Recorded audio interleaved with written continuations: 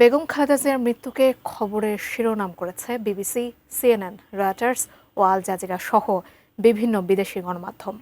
এসব প্রতিবেদনে বেগম খালেদা জিয়ার দীর্ঘ রাজনৈতিক জীবন ও গণতন্ত্রের জন্য তার সংগ্রামকে তুলে ধরা হয়েছে।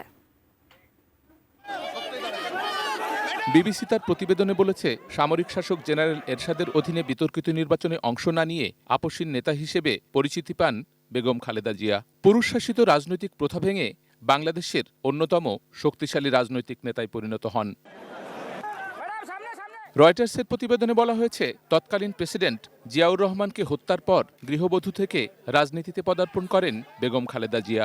রাজনীতিতে যোগ দিয়ে তিনি বাংলাদেশকে দারিদ্র্য ও অর্থনৈতিক পশ্চাৎপদতা থেকে মুক্ত করার লক্ষ্য পূরণের অঙ্গীকার করেন।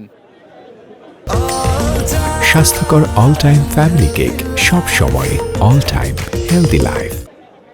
ব্রিটিশ গণমাধ্যম দ্য গার্ডিয়ানের প্রতিবেদনে বলা হয়েছে, স্বামী নিহত হওয়ার পর বেগম খালেদা জিয়া দৃঢ়তার সঙ্গে রাজনৈতিক অঙ্গনে আবির্ভূত হন। সামরিক স্বৈরশাসন বিরোধী অবস্থানের কারণে তিনি আপসীন নেতৃত্বে পরিণত হন। আল জাজিরার প্রতিবেদনে বলা হয়েছে, বেগম খালেদা জিয়ার মৃত্যুর মধ্য দিয়ে বাংলাদেশের রাজনীতিতে একটি দীর্ঘ অধ্যায়ের পরিসমাপ্তি ঘটল। সিএনএন তার প্রতিবেদনে উল্লেখ করেছে, বেগম খালেদা জিয়া ছিলেন বাংলাদেশের প্রথম নারী প্রধানমন্ত্রী। জীবনের শেষ দিকে তাকে দুর্নীতির মামলার মুখে পড়তে হয়েছিল। চলতি বছরের জানুয়ারিতে সুপ্রিম কোর্ট মামলা থেকে তাকে মুক্তি দেয়। তবে এই মামলা রাজনৈতিক উদ্দেশ্য প্রণোদিত বলে সমালোচনা ছিল। বেগম খালেদা জিয়াকে নিয়ে প্রতিবেদন প্রকাশ করেছে এএফপিও। বিএনপি চেয়ারপারসন বেগম খালেদা জিয়ার মৃত্যু নিয়ে একাধিক প্রতিবেদন প্রকাশ করেছে ভারতীয় গণমাধ্যম এনডিটিভি। পাকিস্তানের সংবাদপত্র ডন অনলাইন ভার্সনে বেগম খালেদা জিয়ার মৃত্যুর খবর জানিয়েছে। এতে বলা হয়েছে, বেনজির ভুট্টোর পর খালেদা জিয়া দ্বিতীয় মুসলমান প্রধানমন্ত্রী হয়েছিলেন। বিনা বেতনে প্রাথমিক শিক্ষার সুযোগ তিনিই তৈরি করেছিলেন।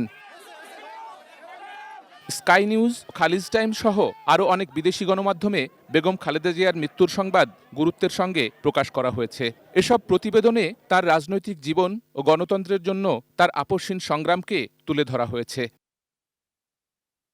Sheikh Abdus Salam, desk report, ATN news.